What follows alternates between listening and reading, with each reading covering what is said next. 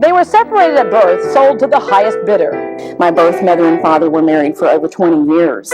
It appears made a business out of this. Today, 4 siblings meet face to face for the first time. These ladies were best friends in high school, but time tore them apart. Now, 40 years later, we're bringing them together again. Look at you! Look at you! Oh my God! And these 2 high school sweethearts were forced to give up their baby son for adoption. 32 years later, they're all together again. Why did my parents give me up? It's very difficult to explain. And why you shouldn't wait to find a missing loved one. Thank you for the wonderful gift that you gave me, Mom. Lost loves and reunions next on Debra Duncan.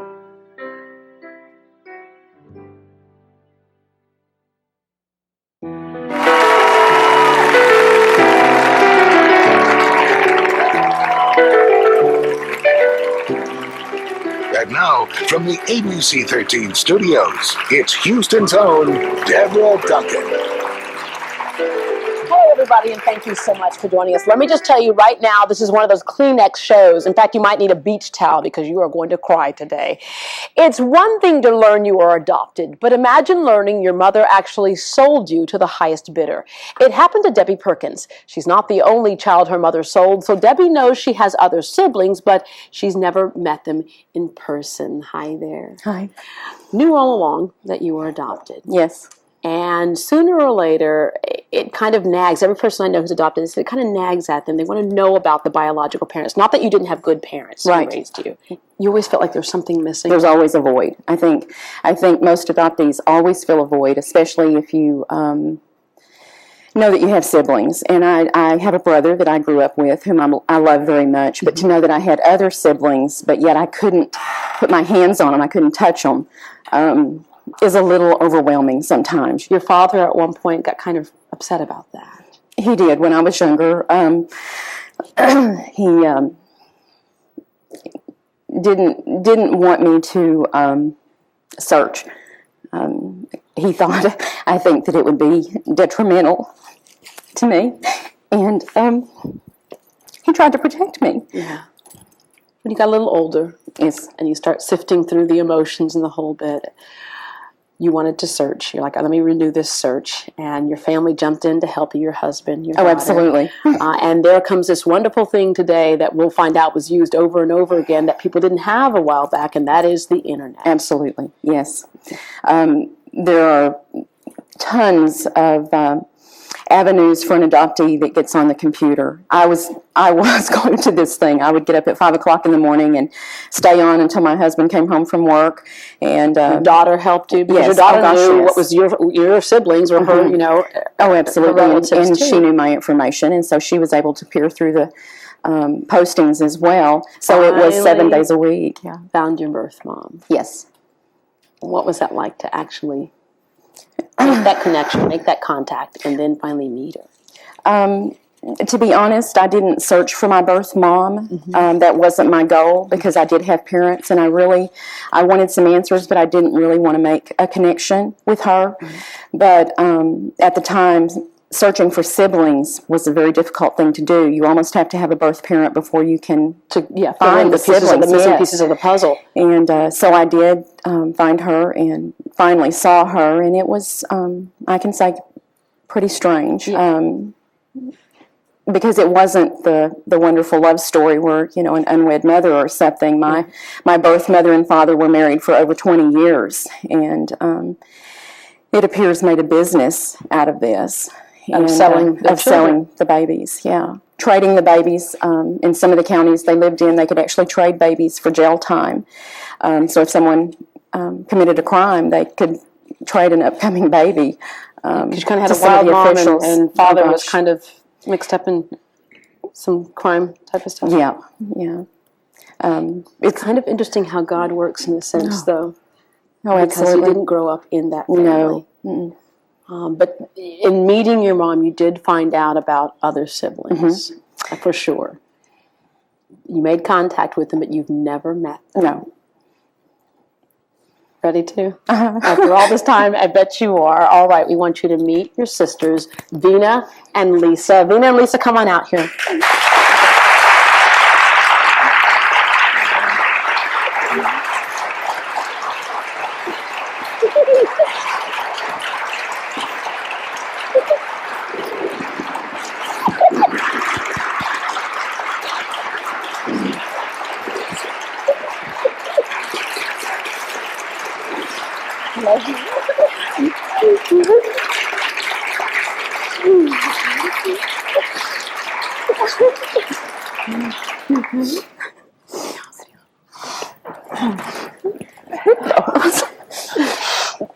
You all are sisters, that's for sure.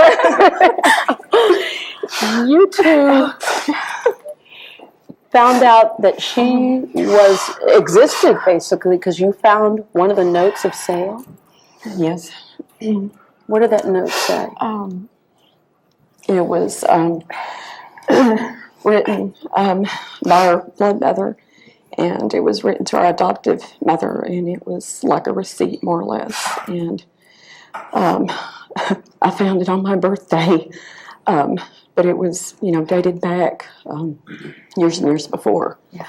And it was my understanding that, they had done it for money. So,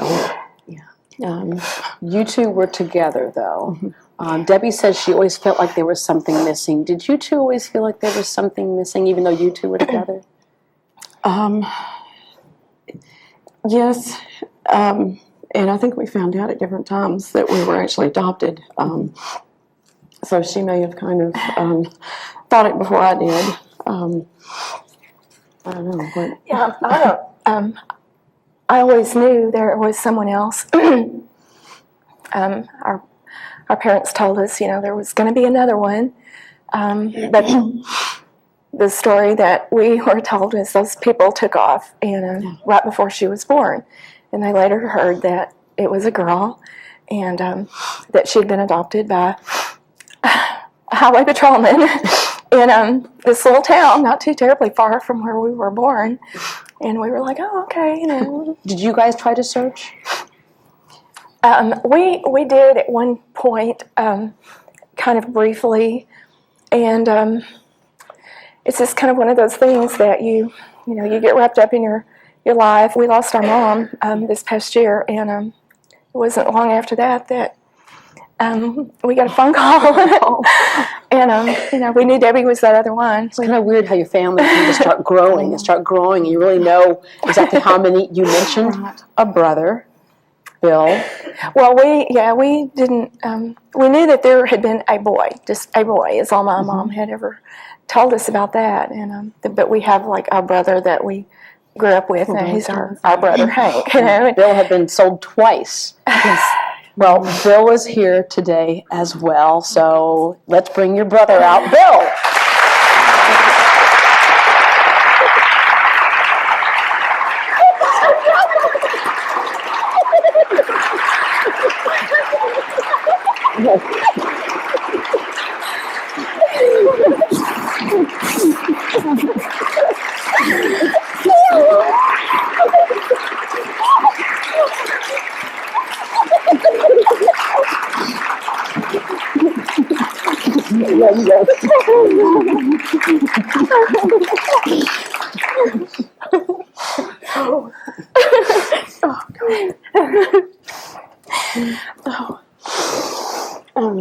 I don't know if you guys can take much more.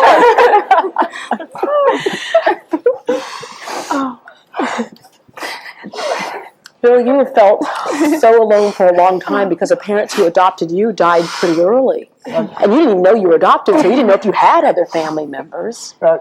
And the family tree grows even a little bigger. Right. You have a cousin. And did that cousin help shed some light on some things, or? She did. She's the birth mother's niece, and is very close to her remaining family in Georgia, and she was able to tell me a lot about her growing up and answer a lot of those questions that I didn't have. Yeah. Have you ever met her? No. You haven't? No. Would you like to? Yeah. Shelby, come on out.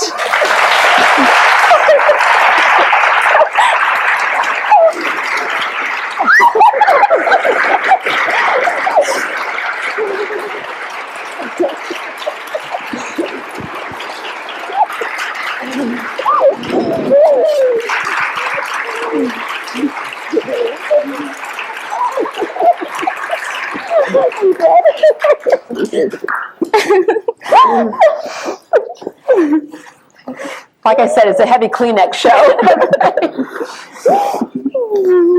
Hi,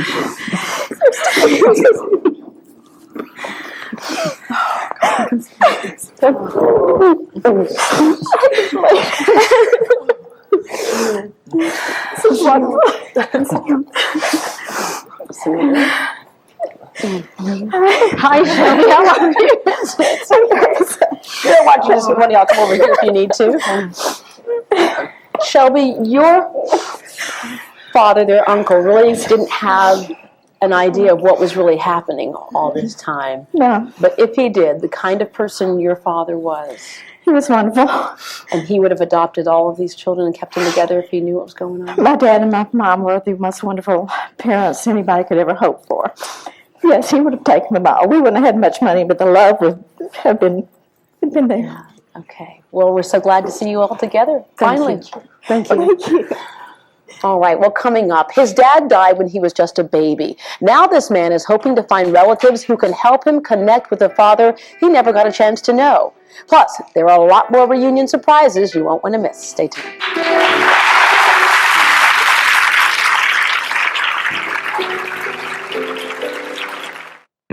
Do you want a wild, way out, over-the-top makeover to wow your family?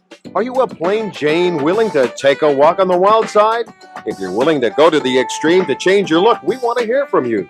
Send a recent photo with your name, age, and phone number to the Debra Duncan Show Attention Fantasy Makeover, 3310 Bissonnet, Houston, Texas, 77005. Photos must be received by Tuesday, November 27th.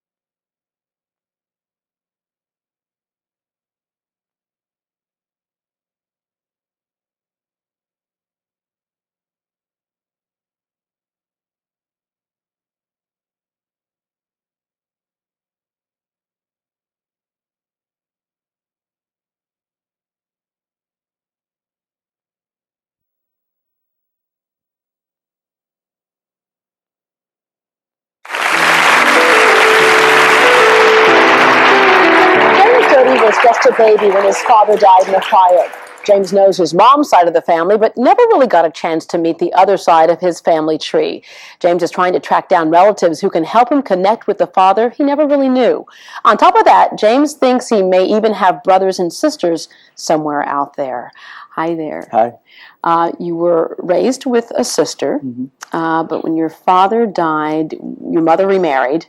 So when you would ask questions, what was the reaction? Well, my mom started a new life after my father died when I was 6 months old. So it was my sister and I, and she was 26, which is my age, and a single mom, a widow, 2 kids. And so she started a new life, remarried a year or two later. And when I'd ask questions about the age of 10, she was very limited in her information. And you wanted to know who your biological absolutely, father was. and unless you're in that position, you don't know what kind of a missing piece it is to not know your biological father. You see father and son walking along, they look alike, and you miss that, and it's hard to explain. Yeah. And she was never able to provide me a picture of him because she really started over, and everything was gone. And so, as fate would have it, though, you're in college, you were looking, and then as a journalist, you were doing an interview one day.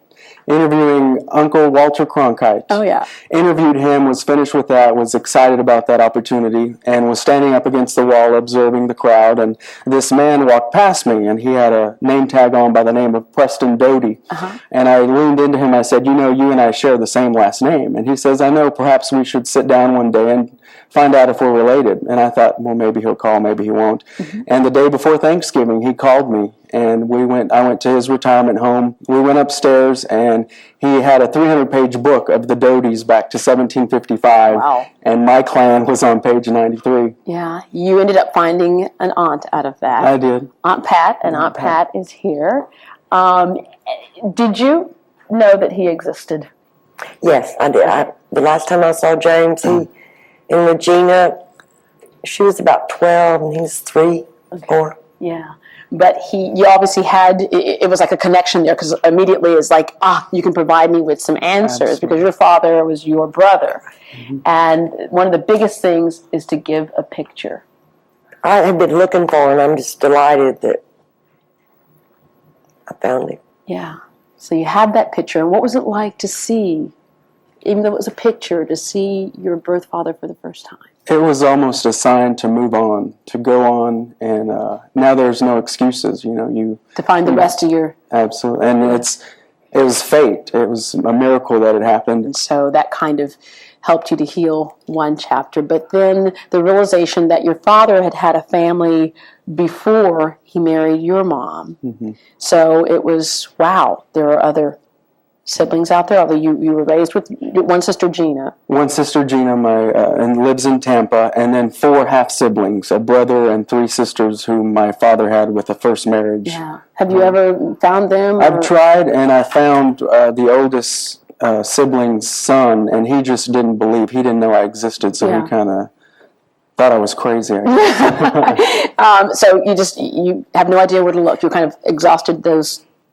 I think Catherine may be in Houston, Cheryl and Jennifer are in Colorado, and Scott is in Oregon. Well, you think Catherine may be in Houston? Mm-hmm. Well, I'll tell you that she is in Houston, and she is actually right here today. You want to meet her? I do. I bet you do. All right, Catherine, come on out.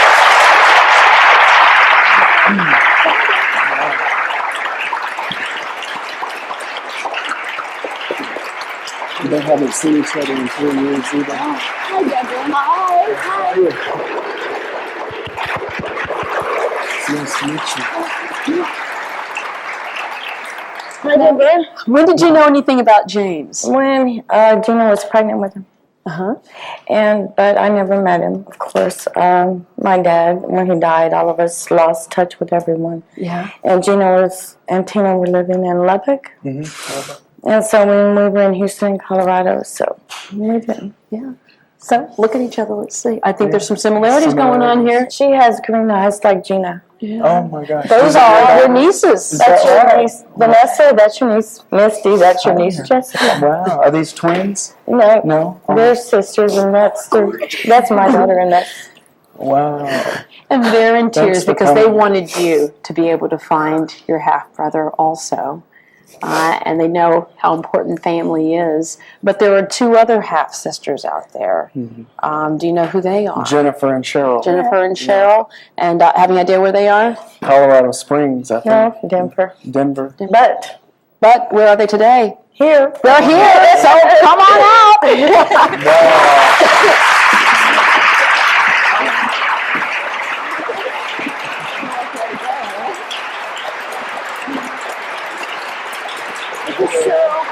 And this is Jennifer. You got a mic? Again, I'm seeing some similarities here. Okay, another brown-eyed Dodie, or no, there's a green-eyed Dodie going on there. They're cheating. And when did you all know about James? When I got the call from the show, and I said, James who? I said, I don't have another brother, because I didn't know nothing about him until the show called. Yeah. But did you all know about Gina, his older sister? I knew about her because she was a little bit older. Yeah. Have you ever met her? When she was a little girl. She was a baby. Yeah, so you haven't seen her in years. No. And actually, your mom was pregnant with you when I was living down in Florida, and Gina was like 1, I think. Okay. And I was a picture right there. That's baby Gina. Yeah, let me look at that baby Gina picture again. Because she looked like Vanessa when Vanessa was a baby. I have a picture of her. How sweet. Yeah, that little girl looks kind of like a woman that I see standing right over there in our studio. Ma'am, you wouldn't happen to be Gina, would you? Maybe. Maybe. This is her. This is Gina. We have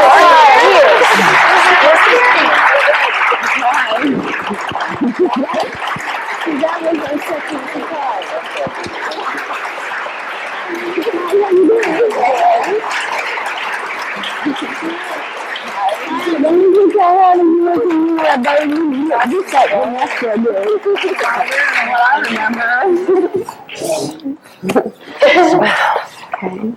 Gina, your husband is here too. Brandon. There you are. And so this family just grows and grows and grows and grows. So what's it like? I know it's kind of like you're kind of in shock right here, but what's it like to suddenly have a family that goes from a family that's just small to people you've been searching for so long? Well, it's just they're beautiful people. They're all beautiful, and we have a great legacy to live for and to be proud of. Well, congratulations on your reunion. Thank you, Deborah.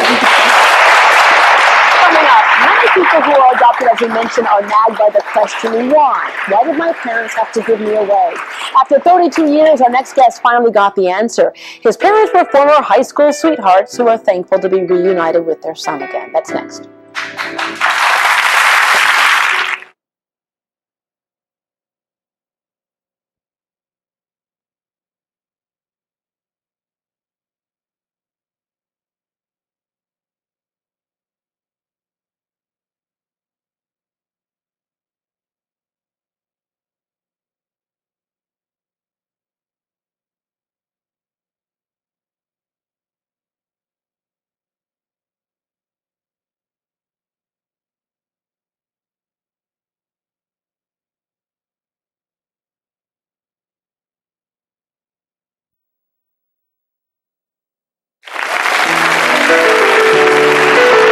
Giving up a child for adoption can be the ultimate expression of love for that child in hopes they'll have a better life with a family who can provide for them.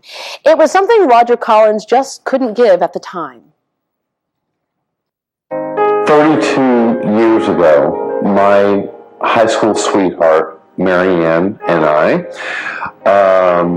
found out one summer that she was pregnant, and we were devastated.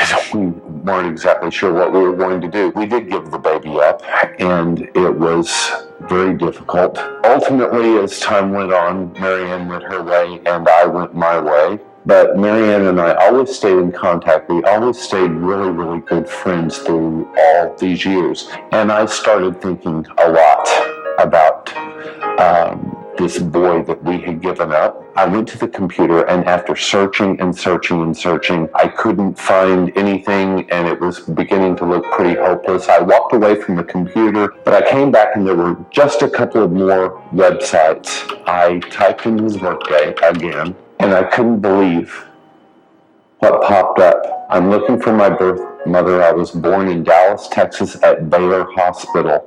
And the moment I saw Baylor Hospital, my jaw dropped, my heart stopped. I immediately got on the phone and called Marianne, and I said, "Sit down, hon. I've got some news for you." And she immediately began to cry. And I said, "You've got to call this number." She said, "I'm scared. We've waited 32 years to know this ghost. Call the number." And it was him. I fell to my knees. I could not believe that after 32 years of wanting and thinking and loving and caring, that it was finally going to happen. Suddenly, out of the blue, he has 5 brothers, grandparents, aunts and uncles. Marianne and Terry met that night. It was another week before I could meet Terry. There are no words to describe the miracle of what this relationship is turning into. It's a miracle. It's a miracle. You two were good kids at the top of the honor roll list. Wasn't supposed to happen to you. In fact, before that happened, what was the worst trouble you had gotten into? I mentioned backstage that we make the joke that worst trouble we'd gotten into is for staying out because we didn't realize the Sound of Music was 3 hours long. So you were late home. We got in trouble for going to see the Sound of Music.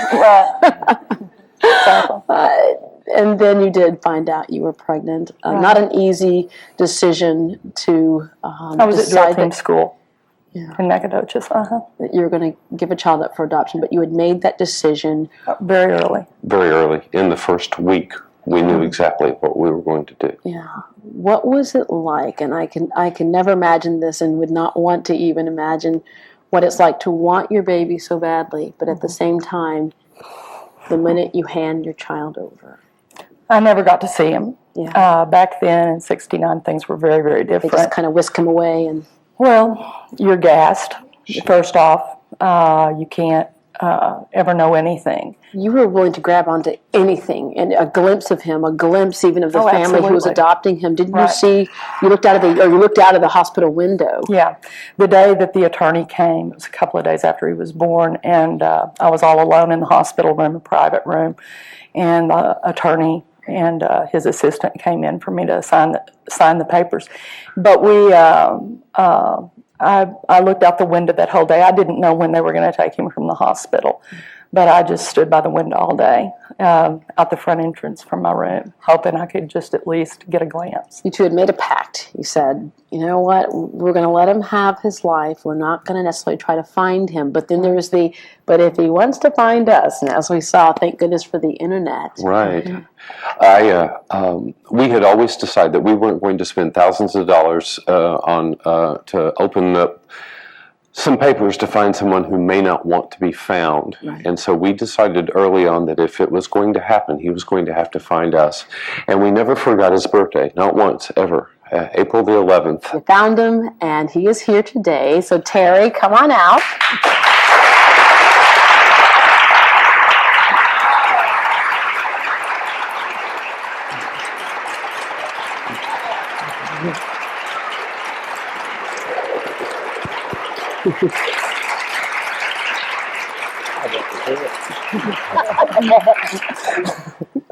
Hi, Terry. Hello. One of the things that oftentimes forces adopted children to go ahead and search is the fact that your parents, your adopted parents, loving parents, the hope it, but they died early on Yes. for you, and so you felt alone, but you knew you weren't. Well, they were always in my heart the whole time, and I always knew that I had somewhere out there biological parents, and it had been a need to know for a long time. I was always a little scared, but I still wanted to know. Always kind of felt like a missing link. When you first saw, you mentioned it being scary. What was it like for you to see them for the very first time and then hear, because that nagging question of why, and you think, why did my parents give me up? And then you find out why. Did that kind of heal some wounds in a sense? Well, I've always been told from as long as I've known, which has been for a long time, since around third grade, that my parents were young. Yeah. That was really the only piece of information that I had. Exactly how young I didn't know. So I felt that what they did was, for the best interest of me. Mm-hmm. It was an unusual thing when we first met it's very difficult to explain because there was just such a bond immediately. Yeah. And we've talked about this. It's 6 months into this relationship, and it seems like we've known each other for a lifetime. There's the tears right there. Yeah, we kept Kleenex in business for a while after that day. And people have come up to us, it's like, well, gee, I would have thought they raised you the way you act. And then added on to that is that the family grew, like we've seen today already, that you have altogether, 5 brothers? Right. I went from having 2 deceased parents and being an only child to having a mother and a father and 5 half-brothers. Yeah, because Marianne, you have 3 sons. And you have 2 who are here today. Now, with that said, you all both went on with your separate lives and got married.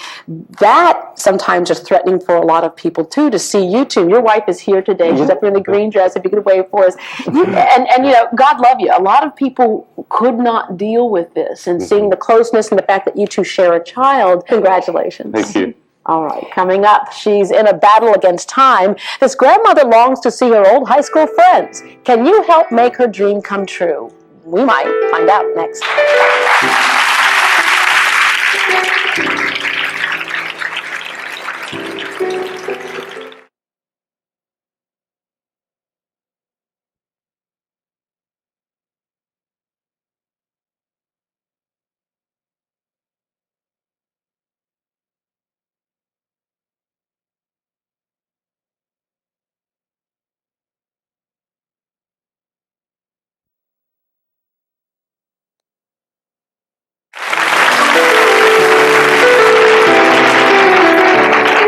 Best friends in high school, but as we grow older, get jobs, get married, and have kids, we tend to lose contact.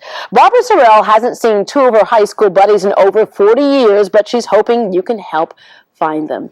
As we get a little bit older, our world kind of starts to close in on us, and there's this need to reach back and reestablish those friendships. Why now for you? I have peripheral polyneuropathy, which is a paralyzing disease, and I don't know how long I'm going to be on foot and functional and able to do like normal. I don't look sick, but I am sick. Yeah. Well, maybe we can find them today. First of all, who are they? Marilyn Loretta Freeman, who's my best girlfriend in high school, and William Bishop. Look at that. You two were showing out, weren't you? Look at that. Oh, that was what year? 1961. Wow. 100 pounds lighter. I don't think quite 100 pounds lighter, but she was your girlfriend. Yes. And what high school were you guys at? San Angelo Central High in San Angelo, Texas. Mm-hmm. And then the other person you're looking for? William Bishop was 2 grades ahead of us, and he also attended San Angelo Central High, and he went into the Air Force in 1961, so I've been looking for him. What have you done so far to try to find them? My daughter's been trying to help with the internet. And I have tried with Big Hugs, and there's another agency out in California. I can't remember the name. Yeah. But so far, we haven't had any luck. Well, let me tell you this. We think we may have found Marilyn. We're not sure if it's the Marilyn. Okay. And we have her on the phone. Do we have her on the phone? Okay. Marilyn? Hello. Hi there. Hi. And where are you living now? I live in Fort Worth. Hi, Barbara. Oh, my Lord. How are you, darling? I am blessed. How are you? Oh, so am I. God, I want to see you so terribly bad. Well, she's in Fort Worth, so what if we flew you to Fort Worth? Oh, I'm ready to go. Yes. Or actually, why don't we fly her here to Houston to see you? Any minute now. Yes, Lord. Yeah, any minute now. The flight from Fort Worth can't get here in a minute. I miss her. But you know what? Why fly her if she's already here? Oh, my God. Oh my God!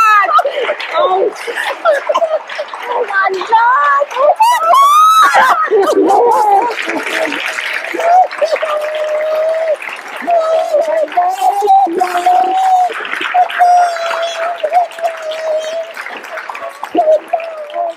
God! Look at you! Look at you! Oh my God! Look at the babies!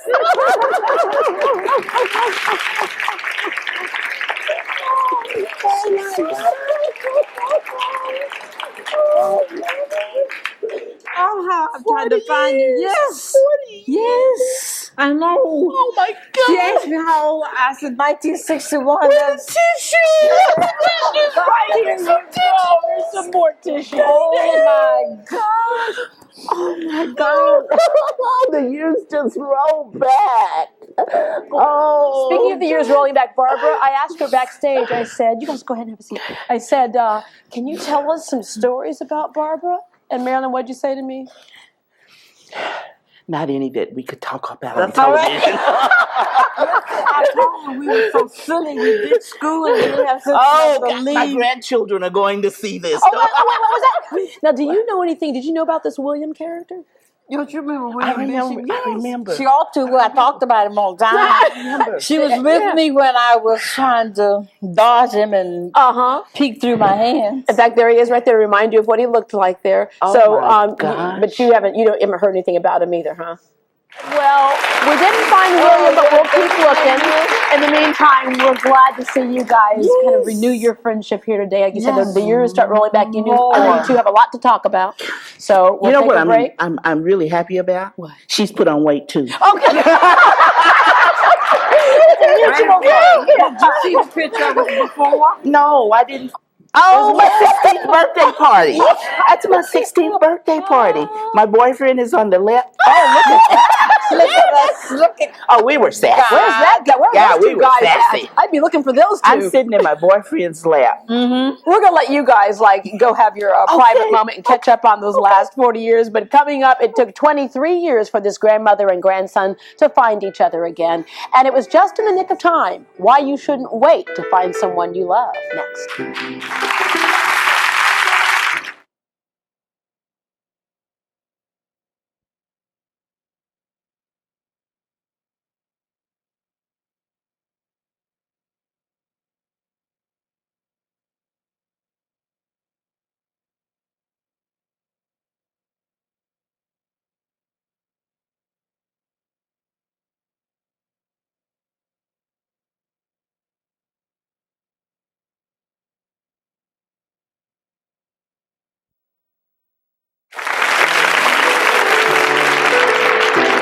love doing reunion shows because of how much joy and closure it can bring to a person's life.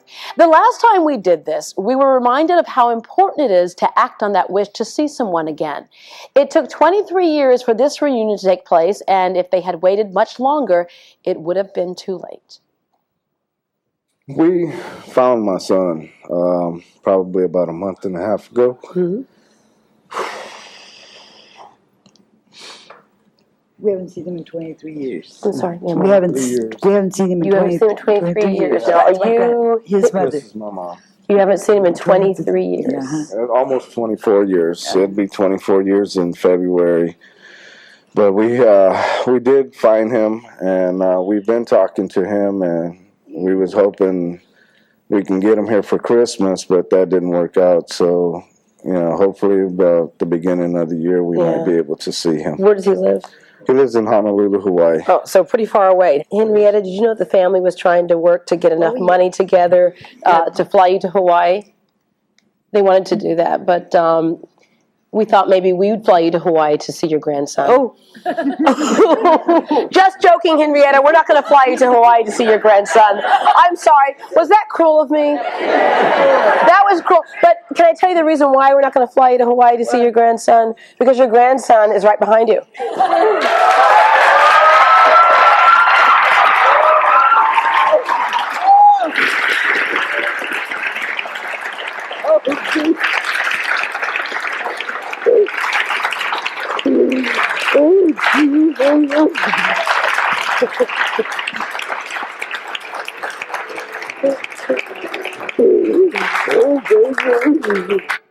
Henrietta's daughter, Della, is here to talk about why that special day was so important to her family. This was a wish that your mother had for so long, many obviously. years. It was a dream of hers for many, many years. It took us 23 years to find the young man. And she always... watching that piece of tape, that brought you to tears again. And one reason why is because My you mother see your passed mother. away. She passed away. She passed away July the 13th of this year. And she said that the Lord was going to let her live long enough, to put her arms around my nephew, and he did. When she passed away knowing her family was intact all again. together. We were all together. He was the only one that was pretty much missing out of our family, and our family was completed that afternoon. He stayed a week. He stayed a wonderful week, and we were fighting over who he was going to be with. And it was wonderful. It was wonderful. He spent more time with my mom than anyone.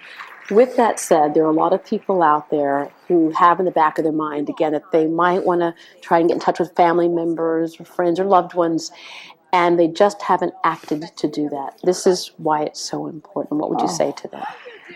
I would say do it. Regardless what the consequences are, you don't know until you find out. Sometimes the outcome isn't like ours was. Ours was wonderful. Sometimes they don't always end up to be good ones, but you won't know until you tried. Right. What's happened since then? We keep in contact by letters, photos, phones. All of our phone bills are pretty high. Well, I would imagine Hawaii, but living in Hawaii, I think I'd be visiting him all the time. I would love to. I will one of these days. Well, thank you for coming back to Thank you. Thank you for the wonderful gift that you gave my mom. You're welcome. Thank you.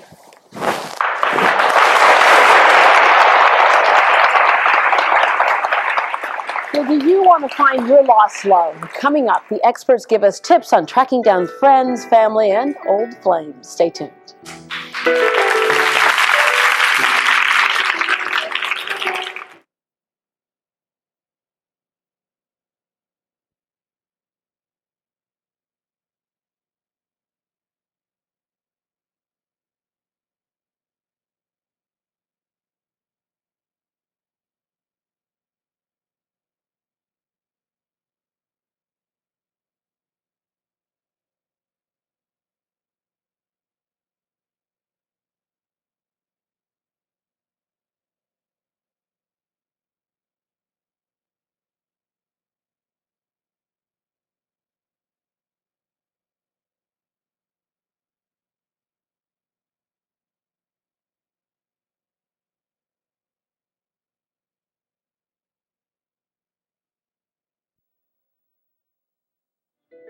Finding friends and family doesn't have to seem impossible if you know what to do. Bobby Sue Baca with Blue Moon Investigation helped track down some of our guests today, and she's here with a number of her staff members. And let's just kind of go through some of the things that people should do. Obviously, knowing a full name is important. Yes. We need to know a full name, a date of birth, a last city and address. Any information that you might have on the person, like where they went to high school, friends, family, all of that can lead to finding the person. If it's an adopted situation, we really like to get that original birth certificate because it has the full name of the mother, sometimes even the full name of the father before the adoption, and you can find family members either way. Right, and you mentioned the adopted situation. What's great and what Debbie uses is like the websites. Of course, the internet has opened up so many doors for us. And Debbie, you did what was we posted on the internet? If you're searching for siblings, look for searchingforsiblings.org. Which is the only siblings registry on the internet. What if somebody got married, which means that last name in most cases changes? The hardest searches are the females because they can change names constantly. Men are pretty, they keep the same name through their entire life, but women change their last name quite a bit. So those are the hardest. In some states, marriage records are sealed. In most states, they're opened. When they're sealed marriage records, it makes it a little bit more difficult for us. We have Roger Collins and his wife in the audience today. If you two would please stand. You were searching, and she's trying to help you find your birth mom? Yes. I was given up I was adopted at birth, and I tried to do some searching on my own internet websites, the adoptions.com, and gets pretty frustrating at times and things like that, and yet we hit dead end after dead end. Yeah, in fact, to the point where you almost just wanted to give up, and you kind of picked up where he left off. Yeah, I searched for hours and nothing. I mean, I would just sit there and scroll through, and there was never anything. Do you feel like giving up at times? Yeah. Oh, yeah. Oh, yeah. Well, Bobby Sue, you've gotten close, you think? Very, very close. We started our search in 1968. We followed all the information that you gave us. We didn't have an exact date of birth, so it was very difficult. Probably the only salvation that we had in the search was your mother's last name was a little bit different. If it was a Smith or a Jones or a Taylor or a Jackson, it would be very difficult because there are literally thousands of those. Yeah. So we narrowed it down to some possibilities, and we started following the trails. So you're getting closer and closer. Very How close? We are so close that you can almost touch her. Yeah, in fact, if you would just switch places right here. The woman your wife was sitting next to is your birth mother. How you doing?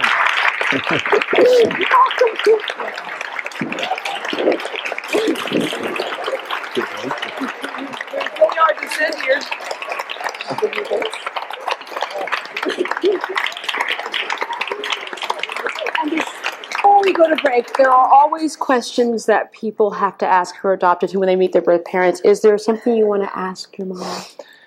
Well, more or less what I wanted to tell you more than ask you. Obviously, there's the, why, when, how, all of that stuff. But I'm not angry. I bear no malice. I'm just curious. I want to know about who I am, where I came from, things of that nature. And hopefully we can have some kind of relationship. And also, other siblings. Does he have any other brothers or sisters? You have a full brother and a half brother on my side. On your father's side, you have 3 half sisters. Oh my God! Sounds like another reunion show for me. Yes. One set of twins on the other side. Wow. I don't know any of them, but I know of them. Yeah, maybe we can get you all together at some point. That's great. Well, his full brother just met their father a year ago, and he can give him all the information. I do have one picture with me, and brought the yearbook. Senior year. Lots of pictures there. All right. Right. We'll be right back.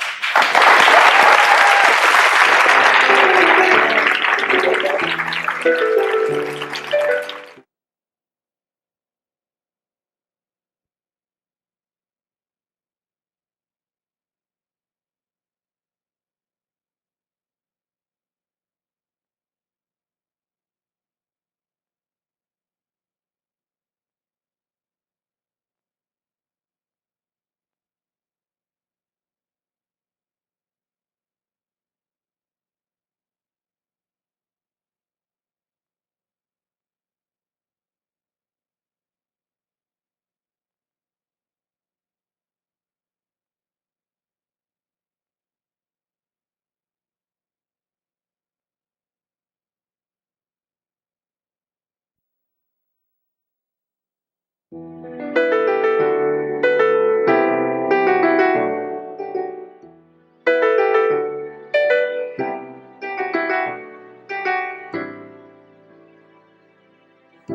to thank all of our guests today for sharing such a very personal part of their life. It made us feel good. It made our investigators feel good. And if there's anything we learned today, if you're searching for someone you love, don't wait. Start looking for them right away. There's lots of help out there. Have a great day, everybody. Hope to see you again tomorrow.